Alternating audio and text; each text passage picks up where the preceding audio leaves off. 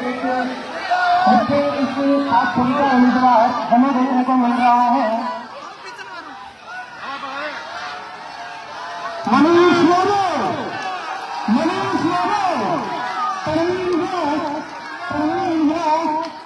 मनीष यादव, आदरणीय मनीष जी अपने कारखाने के साथ में मुख्य गवार से होते हुए हमारे बीच में सभा स्थल की तरफ पहुंच रहे हैं। श्री मनीष जी यहाँ पहुंच चुके हैं और मैं आदरणीय प्रवीण राज जी का हार्दिक अभिनंदन स्वागत करता हूँ। और ये राम लखन की जो जोड़ी है हमारे समक्ष पहुंच चुकी है और इस जोड़ी को हम बड़े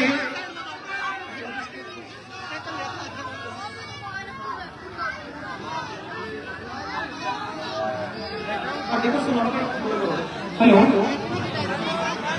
आप लोग व्यवस्था को बनाए रखें और रैली के रूप में आप पहुंचे हैं, जहां खड़े हैं वहीं आप बैठ जाएं और इस व्यवस्था को बनाने में हमारी मदद करें। सभी लोगों से मेरा कर्तव्य निवेदन है कि आप लोग अपने स्थान पे जहां आप हैं वहीं बैठ जाएं और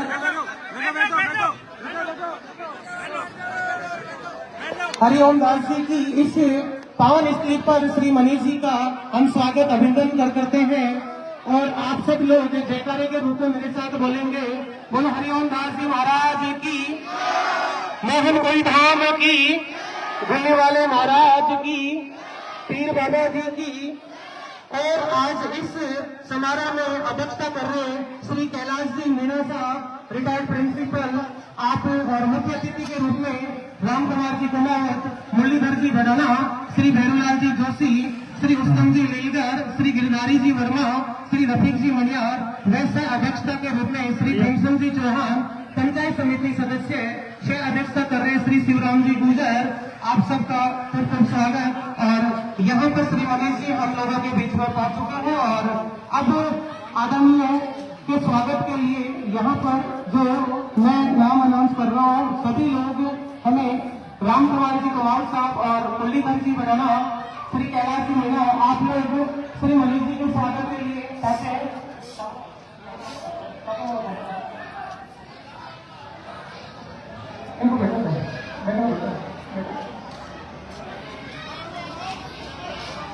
आपको जहां जिस स्थान पे जगह मिली है मंच के आसपास आप बैठे और इस समारोह को आप सफल बनाने में हमारी मदद करें। अब स्वागत की कड़ी में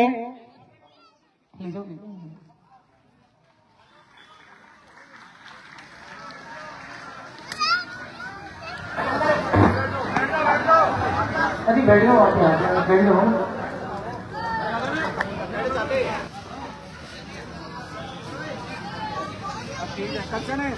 ठीक है काम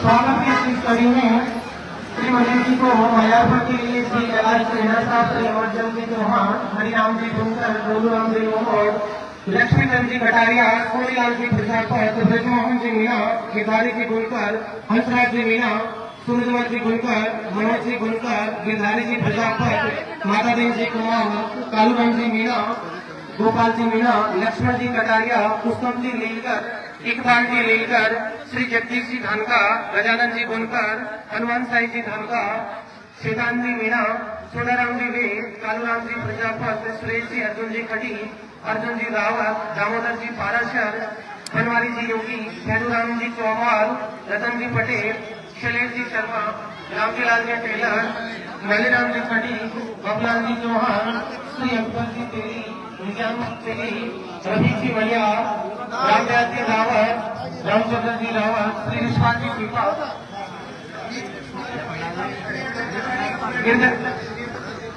आप लोगों से मेरा विनम्र निवेदन है, आप मंच के आसपास जो खड़े आप बैठ जाएं और श्री मनीष जी का, श्री प्रवीण राज जी का आप जो स्वागत करने पहुंच रहे हैं, तो इस व्यवस्था को बनाए रखने में हमारी मदद करें।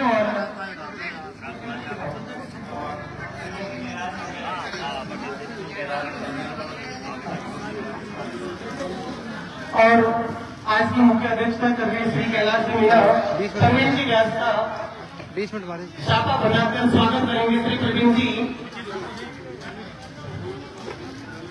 कैलाश जी मीणा साहब और इनके साथ में पूरी टीम पूरी ग्राम पंचायत के मिलकर के श्री प्रवीण व्यास जी का स्वागत करेंगे। भीम सिंह जी चौहान स्वागत करेंगे आदरणीय श्री नंदलाल जी गोठवाल साहब पूर्व प्रधान शापा पंचायत समिति।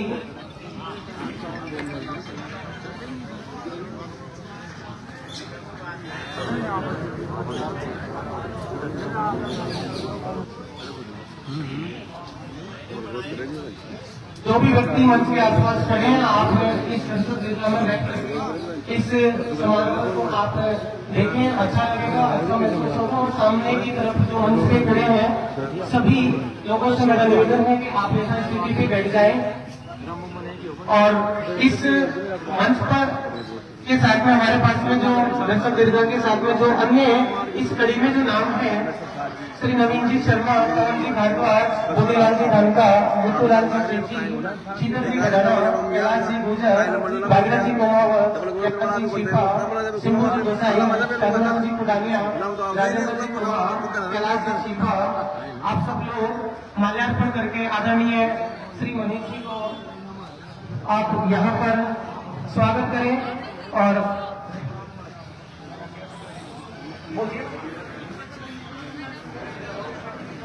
श्री शिवराम जी गुजर साहब आप मंच पर पहुंचे, पंचायत समिति सदस्य है श्री शिवराम जी।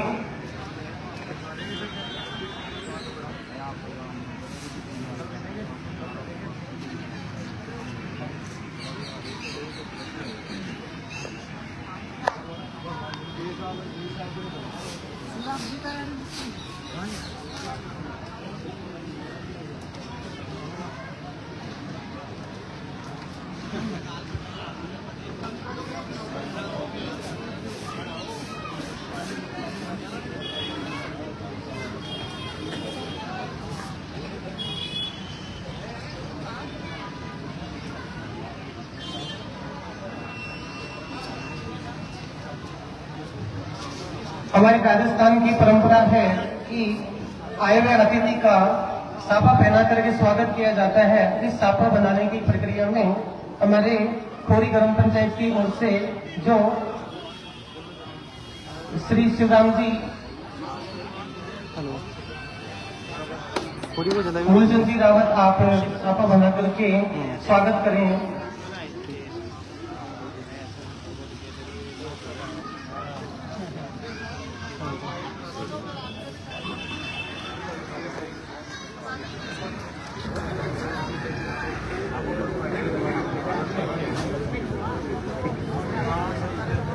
आज की अध्यक्षता कर रहे श्री कैलाश जी मीणा साहब आप मंच पे आए और इस विशाल जनसभा को संबोधित करें। श्री कैलाश जी मीणा।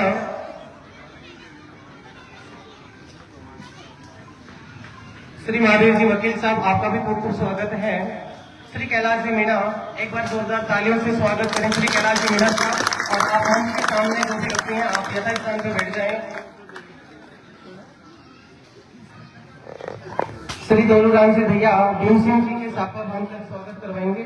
आदरणीय श्री कैलाश जी मीणा आप अपना उद्बोधक भाषण दें।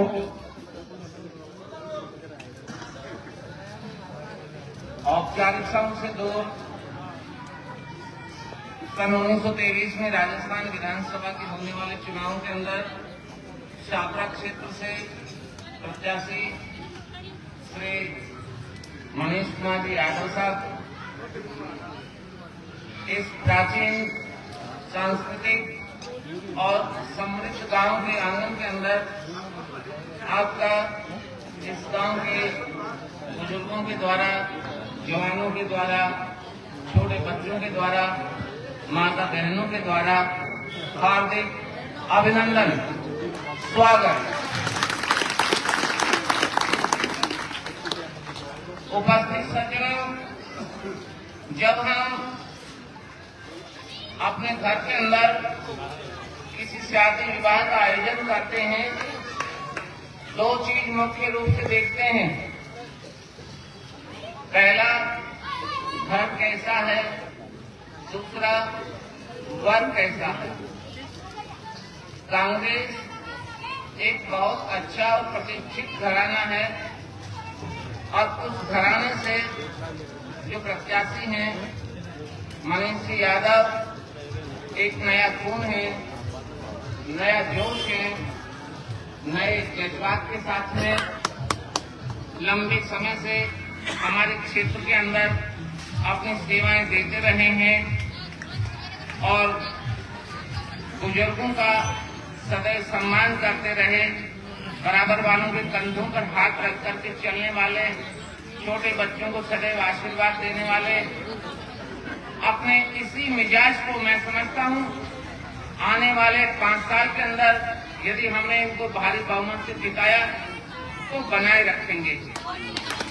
मैं समझता हूं ये वो कैंडिडेट हैं जो अपने आप को इस रूप में साबित करेंगे कि चाहे मत इनको किसी ने दिया या न दिया, जब किसी को बीमारी के समय, ईश्वर न करे कोई बीमार हो, लेकिन हमारा शरीर है, आवश्यकता पड़ेगी, निश्चित रूप से ब्लड की व्यवस्था करवाएंगे और भी कोई व्यवस्था नहीं करवाएंगे। ये एक ऐसा नवयुवक है जो बुजुर्गों से अपने चरण नहीं छुआता, खुद बुजुर्गों के चरण छूता है, उनका सम्मान करता है। ये इनकी एक रिच संस्कृति की पहचान है। दोस्तों, यहाँ पे बुजुर्ग लोग काफी सारे हैं, वो मेरे से ज्यादा जानते होंगे कि इस क्षेत्र से देश की आजादी के बाद में जो 75 साल हो गए हैं, मुझे जहां तक थोड़ी सी समझ है इतना कि केवल 2 बार, एक बार शायद पुराने लोगों को ज्यादा याद होगा, मोतीलाल जी मोदी निर्दलीय रूप में, और एक बार श्री हनुमान साह जी व्यास निर्दलीय रूप में इस विधानसभा से विधायक चुन करके गए। बाकी तो वही क्रम शुरू से अब तक चला आ रहा है। मित्रों, लंबा समय हो जाता है तो हम अपने पुराने वस्त्रों को भी बदलते हैं, भवन के अंदर भी रंग रोगन करते हैं। एक नयापन हमें चाहिए, एक नया मिजाज हमें चाहिए, एक नौजवान हमें चाहिए। विधानसभा से ये व्यक्ति यदि आया तो हमने अभी देखा नौजवानों का जो नया खून होता है वो हमारे पड़ोस की विधानसभा क्षेत्र के अंदर भी हमें देखने को मिला है। यदि ये भी हमारे क्षेत्र में उस समय होते तो आज हम उसी प्रकार से कंपटीशन कर रहे होते। मैं अपनी ओर से, इस गांव की ओर से आपका बहुत स्वागत करता हूं। इस गांव में जो सभी जातियां हैं उनके लोग यहाँ पर मौजूद हैं। हम सब मिलकर के आपको मत देंगे, आपका समर्थन करेंगे और मत दिलवाएंगे। जय हिंद, जय भारत। बहुत बहुत स्वागत है कैलाश जी मीणा साहब, आपने सीमित समय में कम शब्दों में बहुत महत्वपूर्ण बात बताई। और इस स्वागत भाषण की कड़ी में श्री रूपनारायण जी कुमार साहब आप भी पहुंचे और इस जनसभा को अपनी भावना प्रकट करके श्री मनीष जी के समर्थन में मतदान करने के लिए प्रेरित करें। और आप पहुंचे श्री रूपनारायण जी। मंच पर बैठे विराजमान सभी मेरे पिता तुल्य बुजुर्गों, माता बहनों एवं युवा साथियों, आज लोकतंत्र का पर्व है जिसमें 5 साल के लिए हमें एक दिन मिलता है हमारे भविष्य के 5 साल चुनने के लिए। अगर इस एक दिन को आपने नहीं सही तरीके से उपयोग नहीं किया, बगैर सोचे समझे मतदान कर दिया, तो आप अपने जीवन के अमूल्य 5 साल किसी ऐसे हाथों में दे देते हैं जिसमें आपको 5 साल के लिए पछताने के अलावा कुछ नहीं मिलता है। तो मेरा सभी से निवेदन है कि आप अपने पिछले 5 साल का आकलन करके और आगे वाले 5 साल के लिए प्रत्याशी का चुनाव करें। पिछले 5 साल में कौन सा प्रत्याशी आपके बीच में रहा, आपके दुख दर्द के लिए आपके समक्ष दिन रात मौजूद रहा। कोरोना जैसी महामारी में जहां सभी लोग अपने घरों में कैद थे और एक क्षेत्र का एक युवा अपने टीम के साथ अपनी जान की परवाह किए बगैर आप सभी के जान के लिए, सुरक्षा के लिए गांव गांव, ढाणी ढाणी, घर घर फिर कर आप सभी की सेवा की। उसके बाद हमारी गौ माता में भी लंपी वायरस के समय भी बहुत से चुने हुए प्रतिनिधि घरों में घुसकर बैठे हुए थे। उस कोरोना के मध्य भी कोरोना को उस समय उन्होंने अवसर बनाया और पैसे कमाने का साधन बनाया। लेकिन इस हमारे युवा नौजवान साथी ने सभी अपनी टीम के सहयोग से पूरे क्षेत्र में घूम घूम कर सभी की सेवा की, गौ माता की सेवा की। और मैं भाई मनीष को आज से नहीं जानता हूं, मैं इनके कॉलेज समय से इनको जानता हूं और वर्ष 2002 से इनके बड़े भाई विकास जी को भी जानता हूं। तो इन्होंने हमेशा जो भी हमेशा तैयार तत्पर रहे हैं, हमेशा उनके मान सम्मान के लिए लड़ाई इन्होंने लड़ी है। तो मेरा आप सभी से निवेदन है कि आप अपने पिछले 5 साल का आकलन करके और आने वाले 25 नवंबर को देखते हुए इस भाई में मौजूद रहा है, आपके दुख दर्द में खड़ा रहा है, इसको भारी से भारी बहुमत के साथ आपको विधानसभा पहुंचाएं। और अगर आप देखेंगे कि पिछले 5 साल की तुलना में मैं मेरे ग्रामवासियों से निवेदन करना चाहूंगा कि आपके गांव में क्या विकास हुआ। मैं जयपुर रहता हूं, लेकिन मेरे ग्रामवासियों को ज्यादा नॉलेज होगा कि पिछले 5 साल में आपके गांव में क्या डेवलपमेंट हुआ। उसको देखते हुए आप ये निर्णय लें और भारी से भारी संख्या में, भारी से भारी का मतलब मेरा तो ये निवेदन है कि एक तरफा ही भाई मनीष को जिताकर यहां से भेजे। और मैं मेरे समाज की तरफ से भी भाई मनीष को आश्वस्त करना चाहता हूं कि मेरा कुमार समाज आपके साथ तनमन धन से संपूर्ण तरीके से साथ है। जय हिंद, जय भारत। मनीष यादव, मनीष यादव हमारा नेता कैसा हो। जय हिंद, जय भारत। इस बीच जरूरी सूचना, एक 1306 नंबर 1306 नंबर गाड़ी है, वो गाड़ी के जो भी ओनर है उसको हटाएं क्योंकि जाम लग रहा है। 1306 नंबर गाड़ी नंबर। और इसी बीच बहुत ही शानदार तरीके से उद्घोषण देकर के लोगों को बताया और मैं बहुत बहुत स्वागत अभिनंदन करता हूँ। हमारे बीच में श्री नंदलाल जी गोठवाल साहब बैठे हुए हैं, आप पधारे, मंच पर आपका स्वागत है। इस विशाल जनसभा को आप संबोधित करें और इस जनमानस को आदरणीय मनीष जी के समर्थन में मतदान करने के लिए प्रेरित करें। श्री नंदलाल जी। मंचासीन सभी अतिथिगण, गांव के बुजुर्ग, जवान, माता और बहनों, आपके विशाल इस जनसमूह को देख के ऐसा लग रहा है कि गए 5 साल आपने बड़े तकलीफ से निकाले हैं, क्योंकि ये इस बात का प्रतीक है कि गत 5 साल में हमारे शाहपुरा कॉन्स्टिट्यूंसी में, शाहपुरा विधानसभा क्षेत्र में क्या क्या गुजरा है। यहाँ भ्रष्टाचार, एक नंबर से भ्रष्टाचार हुआ है। यहाँ किसी का विकास बिल्कुल अवरुद्ध हो चुका है और यहाँ चोरी, चकोरी, गुंडागिर्दी, इवन दो पिस्तौल और बंदूकें भी चली है।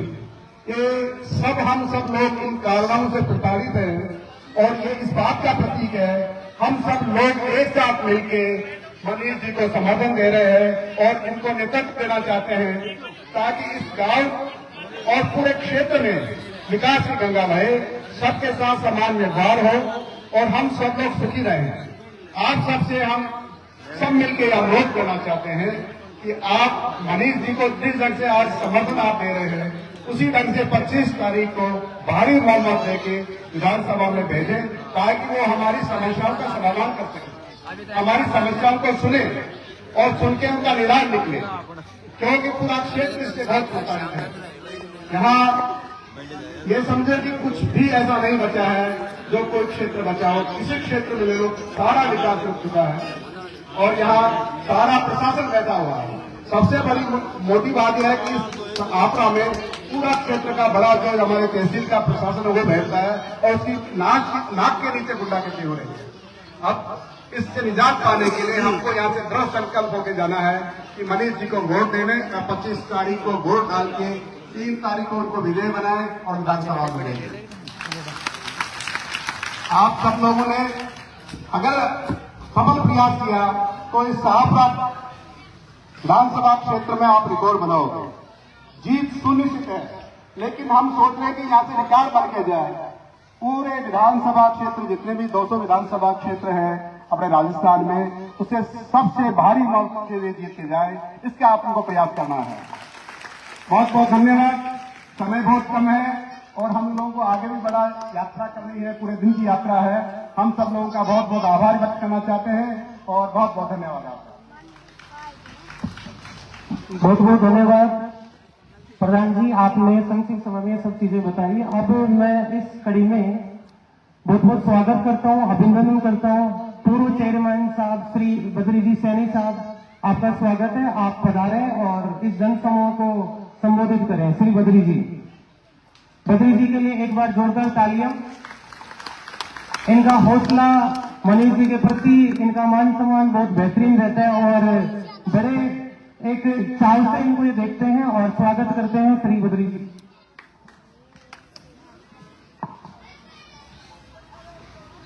आगो आकर ही आगो।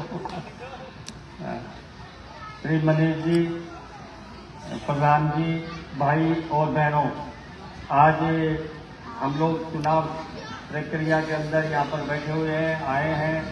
मनीष जी को सुनना है, मनीष जी को सुनना नहीं है। अब एक नया परिवर्तन आपको यहाँ से लाना है और खोरी में से परिवर्तन आ गया तो उसको कोई रोक नहीं सकता। मुझे याद है एक समय ओम प्रकाश गुप्ता ने चुनाव लड़ा था, जो तीसरा चुनाव उनका था। मैं इलेक्शन एजेंट हुआ करता था उसका। तो खोरी और शेरपुरा में मिला करके ओम प्रकाश गुप्ता के खिलाफ केवल 270 वोट पड़े थे, केवल 270। तो मैं तो ये कहना चाहता हूं कि खोरी में जब परिवर्तन आता है तो एकदम परिवर्तन आता है, फुल परिवर्तन आता है, भारी लेकर के साफ कर देता है। ओम प्रकाश गुप्ता यहाँ से एक तरफा जीता था। मैं समझता हूं कि अब की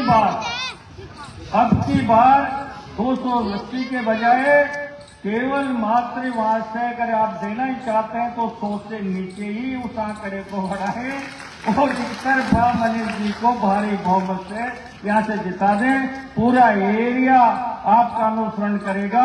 आप पूरा एरिया आपसे इंतजार कर रहे हैं कि खोरी के लोग तो निर्णय करते हैं तो एक तरफा करते हैं।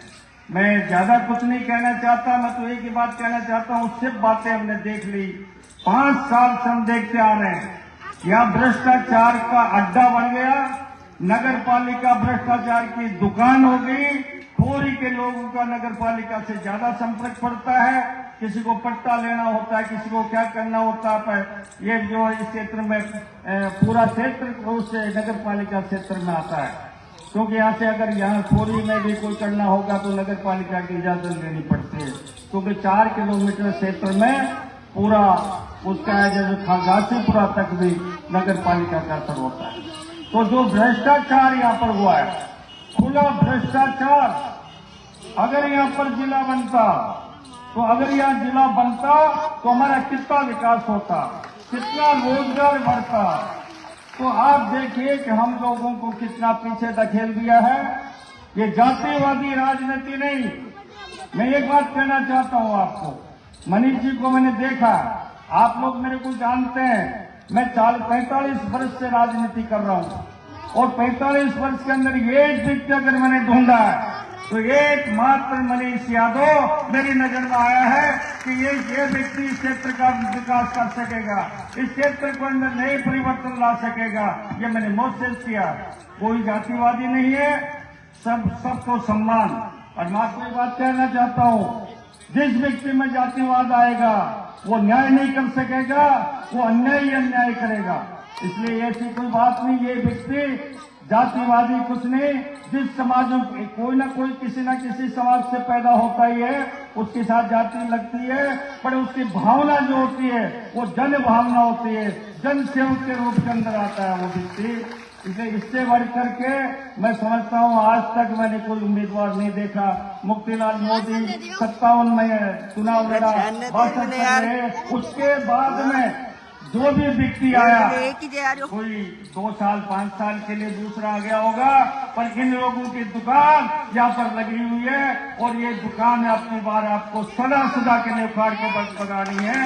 अब इस दुकान की जरूरत नहीं है, या नई दुकान लगेगी, जनता की दुकान लगेगी, जन सेवक आपके सेवा में समर्पित रहेगा। ज्यादा कहने की जरूरत नहीं है, आगे बहुत लंबा प्रोग्राम है। आप लोग तो खूब मेरे को सुनते आ रहे हैं, 50 साल से थोड़ा आ रहा हूं, इसलिए आप लोग आप तय करें, तय करके जाएं कि कोई व्यक्ति रहना नहीं चाहिए, वोट भरपूर पड़ना चाहिए। 100% वोट खोरी के अंदर पड़ेगा तो आप देखें हमारा भाग्य जो एक रास्ता खोल सकेगा। इसलिए भाग्य आपको बनाना है। संपूर्ण खोरी के आसपास के लोगों को लेकर के आप लोग 20 तारीख के दिन कोई व्यक्ति रहना नहीं चाहिए।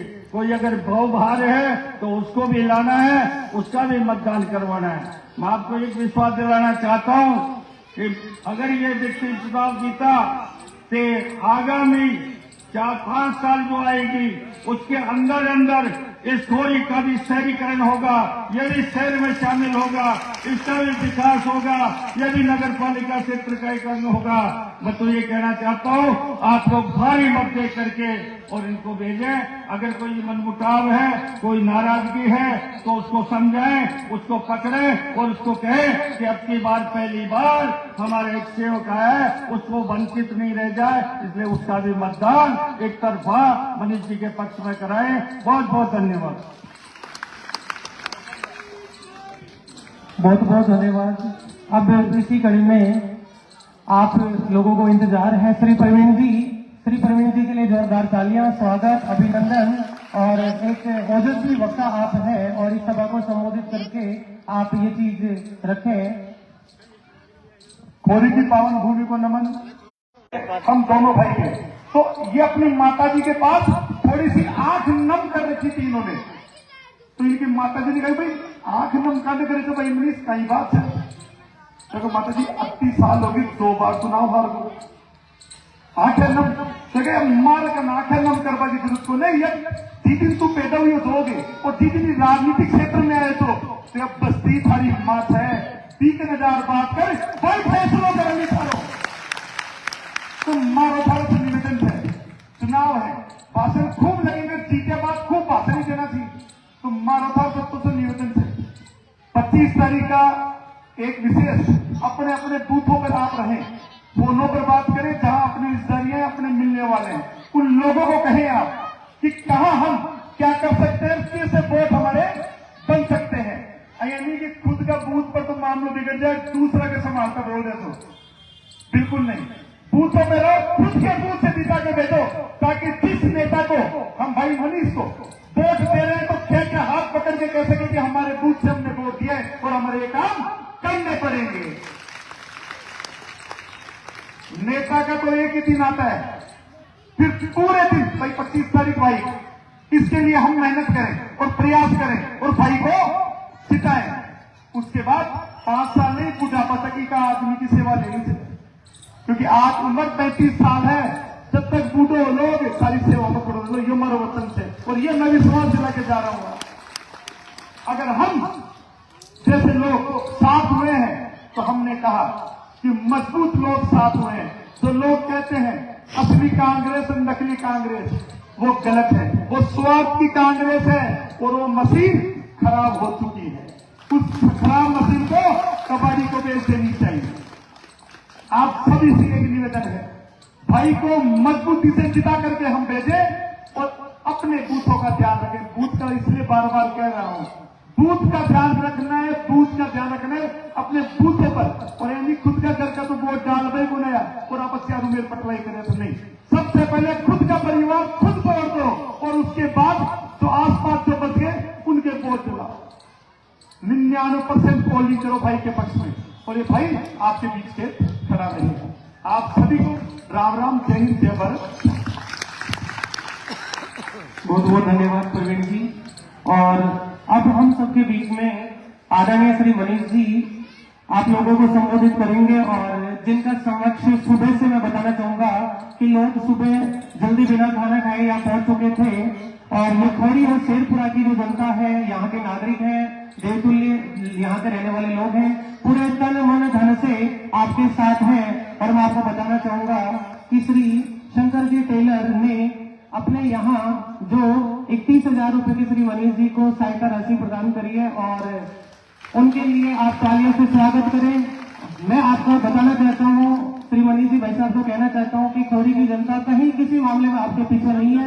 और इसी कड़ी में श्री कमल जी, पिताजी का नाम राम कुमार जी कुमावत खोरी, इनकी तरफ से भी 1,51,000, इनकी तरफ से भी 1,51,000 श्री कमल जी, राम कुमार जी का बहुत बहुत स्वागत, आभार।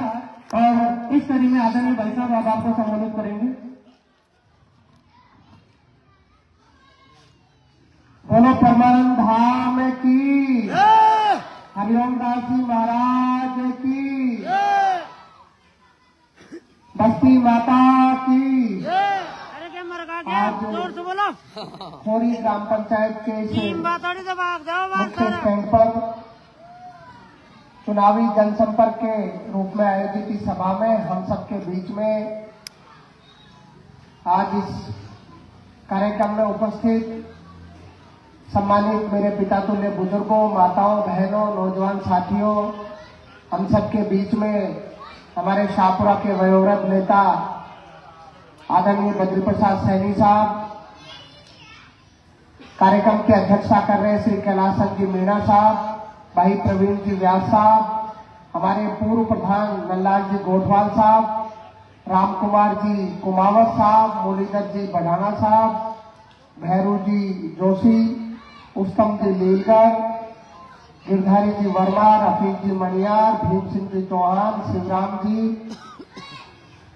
कैलाश जी अमरचंद जी चौहान, हरिराम जी बुनकर, झोड़ू जी लोमोट, लक्ष्मी जी कटारिया, सोनीलाल जी प्रजापत, प्रजोमन जी मीणा, गिरधारी जी बुनकर, हंसराज जी मीणा, सूरजमल जी बुनकर, मनोज जी बुनकर, गिरधारी जी प्रजापत, शंकर जी टेलर, कमल जी कुमावत, कालूराम जी मीणा, माता देवी जी कुमावत, गोपाल जी मीणा, लक्ष्मण जी कटारिया, इकबाल जी लीलकर, जगदीश जी धानका, गजानन जी बुनकर, हनुमान साहब जी धानका, सैकान जी मीणा, सोनाराम जी वैद्य, कालूराम जी प्रजापत, सुरेश जी अर्जुन जी खटीक, अर्जुन जी रावत, दामोदर जी पाराचार, कालू जी रावत, बनवारी जी योगी, भैरव जी चमुआ, रतन जी पटेल, शैलेश जी शर्मा, रामजलाल जी टेलर, मालीराम जी खटीक, बाबूलाल जी चौहान, अकबर जी तेली, निजाम जी तेली, रफीक जी मनियार,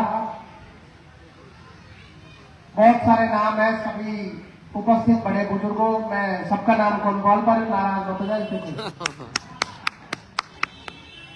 रामदयाल जी रावत साहब भी है, पूर्व सरपंच, रामचंद्र जी पुष्पाल जी छिपा, सभी सम्मानित बुजुर्गों, मेरे से पहले सभी वक्ताओं ने आप सबके बीच में अपनी अपनी बात रखी है।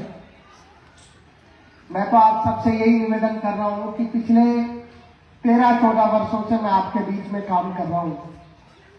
2 बार यहां शाहपुरा विधानसभा क्षेत्र से मुझे चुनाव लड़ने का भी अवसर मिला। पिछली बार मुझे कांग्रेस पार्टी ने उम्मीदवार बनाया और खोरी की ग्राम जनता ने मुझे भरपूर आशीर्वाद दिया। मैं उसके लिए भी आपको धन्यवाद देना चाहता हूं। आपने मेरा हमेशा से उत्साहवर्धन किया, मुझे आशीर्वाद दिया। यहाँ की 36 कौम ने मुझे अपना बेटा भाई समझ करके हमेशा प्रोत्साहित किया है, आशीर्वाद दे करके। मैं आप सब लोगों को आपके सबके चरणों में प्रणाम करना चाहता हूं, आपको धन्यवाद देना चाहता हूं। 2023 का चुनाव है 25 तारीख को। इंद्रजीत आओ देवेंद्र से 25 तारीख को चुनाव है और मेरा आपसे निवेदन है कि मैं मेरे बारे में बहुत कुछ बताऊं। अभी कैलाश जी गुरुजी बोल रहे थे, सभी वक्ता बोल रहे थे, आपको भी सबको पता है कि मैं मेरे बारे में कुछ भी बताऊं उसका शायद 13-14 वर्षों में आपने मेरे अंदर क्या भावना है, क्या जनता के प्रति मेरे मन में क्या भावना है, वो आप सबको अच्छे से पता है। मैंने मेरे राजनीतिक जीवन में, अब तक के जीवन में, जब से भले वो छात्र जीवन हो, भले अभी विधानसभा स्तर पर मैं काम कर रहा हूं, मैंने कभी किसी नाम पर भी किसी से भेदभाव करने का काम नहीं किया। 36 कौम को मेरी जाति समझ करके, 36 कौम को मेरा धर्म समझ करके मैंने हमेशा दुख, तकलीफ, संघर्ष, पीड़ा, कैसा भी समय रहा हो, मैं हमेशा जनता के बीच में खड़ा रहा हूं। मेरा अनुरोध आपसे है, बहुत लंबी चौड़ी बात आपसे नहीं करूंगा, आपके बीच में यही कहना चाहता हूं कि जो चुनाव हमारे बीच में हो रहा है और जो उम्मीदवार आपके बीच में है, आज मुझे कांग्रेस जैसी पार्टी ने वापस उम्मीदवार बनाया है, दोबारा टिकट दिया है। पिछली बार 3,3800 मतों से हम चुनाव हार गए थे और इस बार दोबारा से उम्मीदवार बनाना और ऐसे संघर्ष में, ऐसे माहौल में बनाना, ये आप समझो, ये मुझे उम्मीदवार उन्होंने नहीं बनाया अकेले को। जो 5 वर्ष में मैं जनता के बीच में रहा, दुख तकलीफ में जनता का हिस्सा बना, कोरोना जैसी महामारी हो, लंपी जैसी महामारी हो, ऐसे माहौल में मैंने अपनी और हमारे साथियों ने अपनी खुद की परवाह करे बगैर जनता को समर्पण भाव से जो काम करने का प्रयास किया, भले ही हमारे यहाँ पर कोई धार्मिक कार्यक्रम हो, भले ही हमारे यहाँ पर कोई यज्ञ महायज्ञ हो, कोई भी प्रकार का काम हो, हमारे यहाँ पर कोई पीड़ा का मामला हो, कोई तकलीफ का हो, किसी के साथ अन्याय हो गया हो, किसी के साथ घटना घटित हो गई हो, किसी की हत्या हो गई हो, कहीं लूटपाट हो गई हो, हमेशा इन 5 वर्षों में जो जनता के बीच में खड़े रह करके जनता के लिए संघर्ष करने का काम किया है और ये आवाज कांग्रेस पार्टी तक पहुंची है, आलाकमान तक पहुंची है, इसलिए टिकट चल करके आप लोगों के पास में आई है। इसलिए चुनाव मेरे अकेले का चुनाव नहीं है, ये चुनाव, ये हाथ का निशान मेरा निशान नहीं है, ये हाथ का निशान जन जन का निशान है, ये हाथ का निशान हर जाति, वर्ग, धर्म के हर लोगों का हाथ का निशान है। जिन लोगों को ये समझना पड़ेगा कि कांग्रेस पार्टी ने उम्मीदवार का चयन अगर किया है तो आप लोगों की भावना के अनुरूप किया है, आप लोगों की मन की भावना उन तक पहुंची है और मुझ जैसे सामान्य परिवार के व्यक्ति को उन्होंने दोबारा उम्मीदवार बनाकर भेजा है। मैं आज इस मंच से उनका भी धन्यवाद करना चाहता हूं और उन लोगों का भी धन्यवाद करना चाहता हूं जो सब लोग अपने दल राजनीति से ऊपर उठ करके मुझे आशीर्वाद देने आज यहाँ पर पहुंचे हैं। जन जन का आशीर्वाद आज हमारे पूरे क्षेत्र में, कहीं चले जाओ, किसी जगह चले जाओ, कहीं बात कर लो, क्योंकि तीसरा चुनाव है, मुझे भी इतना समझ में जरूर आता है कहां पर कैसा वातावरण है। और ऐसा वातावरण, अभी बद्री जी कह रहे थे कि खोरी का ऐसा रिजल्ट रहता है तो एक तरफ रहता है, और मैं भी आज ये कहना चाह रहा हूं कि खोरी का रिजल्ट एक तरफ है और मुझे लग रहा है कि इस बार पूरे विधानसभा का रिजल्ट एक तरफ होने वाला है। इस बार जनता मानती है, जानती है, बहुत सारे लोग चुनाव में माहौल खराब करेंगे, चुनाव के समय अलग अलग बातें बोलेंगे और जनता के बीच में सहानुभूति लेकर के कैसे भी चुनाव 2018 में जो लोग जीत गए, आप बताओ खोरी के लिए उन्होंने कुछ करने का काम किया है क्या? कोई कौन सा काम खोरी के लिए उन्होंने किया है? हमारे यहाँ की गौशाला का मुद्दा था, गौशाला को अटकाने का काम, तकलीफ देने का काम, परेशान करने का काम तक उन्होंने किया है। यहाँ पर कोई मुद्दा हो, कोई भी बात हो, उन्होंने कभी भी जनता के साथ न्याय करने का काम नहीं किया। और मैं हमेशा कहता हूं कि जिस जनता ने जिस व्यक्ति का चुनाव किया और उस व्यक्ति को जनप्रतिनिधि बना करके विधानसभा में भेजा, उस जनप्रतिनिधि ने हमारे क्षेत्र का नाम नीचा करने का काम किया है। आज से 6 महीने पहले मुख्यमंत्री जी आए थे, धानोता में सभा थी, अशोक गहलोत जी ने कहा, उन्होंने मांग करी विधायक जी ने कि हमारे यहाँ पर कोई कॉलेज, हॉस्पिटल वगैरह खोल दो, तो उन्होंने कहा कि आप बजट के समय बताते तो मैं जिला बना देता, आपने उस समय नहीं बताया। जनता के सामने कहा कि नहीं कहा, बताओ आप। जब ऐसा जनप्रतिनिधि हमारे बीच में हो, जिसको मुख्यमंत्री जी मंच से कह रहे हो कि जिला नहीं बनाया, आप उस समय कहते, तो इस बात को समझने की जरूरत है। अगर जिला बन जाता उनको लग रहा था कि मैं जिले की शर्त रख दूंगा तो हो सकता है मुझे टिकट नहीं देंगे। लेकिन मुख्यमंत्री जी हो या आला कमान हो, नेताओं को भी पता है कि जो व्यक्ति अपनी जनता की चिंता नहीं कर सकता, अपने क्षेत्र के विकास की चिंता नहीं कर सकता, उसको टिकट देने का काम भी नहीं करना। और आज उसी का परिणाम है। आज राजस्थान में 21 जिले बन गए, 21 बने, 21 जिले, 22 बन गए, 21 3 बाद में बन गए, 22 जिले राजस्थान में बन गए। आज हमारा शाहपुरा जिला बन जाता तो हमारा ये क्षेत्र कैसा विकसित होता बताओ आप। हमारे नौजवानों को रोजगार मिलता, हमारा यहाँ का किसान मजबूत होता, हमारे मजदूर को मजदूरी मिलती, हमारे व्यापारियों को अच्छा व्यापार का केंद्र मिलता। लेकिन इसकी हमारे यहाँ पर चिकित्सा की व्यवस्था देखो, शाहपुरा में चले जाओ, आप जाते हो मोटरसाइकिल स्टार्ट करके जाते हो, अपने परिजन को दिखाने जाते हो तो वहां पर कोई व्यवस्था नहीं है। पहले तो वो दिखाने जाता है और उसको कह देते हैं छोटी सी बीमारी में कहाँ रेफर कर देते हैं, जयपुर रेफर कर देते हैं। फिर वो बेचारा परेशान होकर के मोटरसाइकिल के पास आता है, फिर वहां पर मोटरसाइकिल भी नहीं मिलती, उसको चोर ले जाते हैं। ये सही है गलत है बताओ। आज तक हमारे अस्पताल में 200-400 मोटरसाइकिल चोरी हो गई। एक जगह से जो अस्पताल है वहां से मोटरसाइकिल बार बार चोरी हो रही है, तो हमारा प्रशासन क्या काम कर रहा है? हमारे यहाँ के प्रशासन ने लूट खसोट करने का काम किया है। हमारे पुराने एसडीएम थे, उन पर कोरोना की जांच चली, जनता ने जो पैसा कोरोना के समय जनसेवा के लिए दिया, उस अधिकारी ने अपने खाते में ट्रांसफर कर लिया, यहाँ के ईओ ने अपने खाते में ट्रांसफर कर लिया, और खाते का परसेंटेज तो भाभी जी तक भी पहुंचा होगा। क्योंकि जनता ने वोट भाई साहब को दिया था पिछली बार, और काम के लिए कहां जाना पड़ता था, कहां जाना।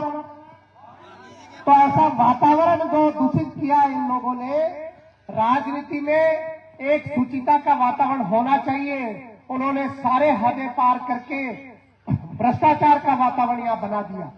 मैं बात इसलिए कर रहा हूं, खोरी ऐसा गांव है जो पूरे शाहपुरा को चलाता है।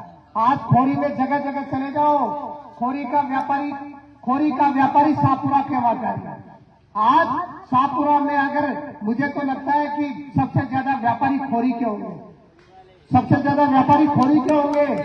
अगर जिला हमारा बनता तो हमारे खोरी को, हमारे आसपास के 50 किलोमीटर के लोगों को सबसे ज्यादा फायदा होता, लेकिन उन्होंने चिंता नहीं करी। इसलिए चुनाव, अच्छी चिकित्सा व्यवस्था कैसे बने, अच्छा माहौल कैसे बने, कानून व्यवस्था कैसे ठीक हो, हमारे यहाँ के अच्छे शिक्षा के केंद्र कैसे अच्छे ठीक हो, व्यापार के केंद्र के लिए कितनी चिंता करें, इन सब मुद्दों पर लड़ा जा रहा है। और मैं आपको भरोसा दे रहा हूं, आप मुझे अपना मत एवं समर्थन देकर के भेजिए।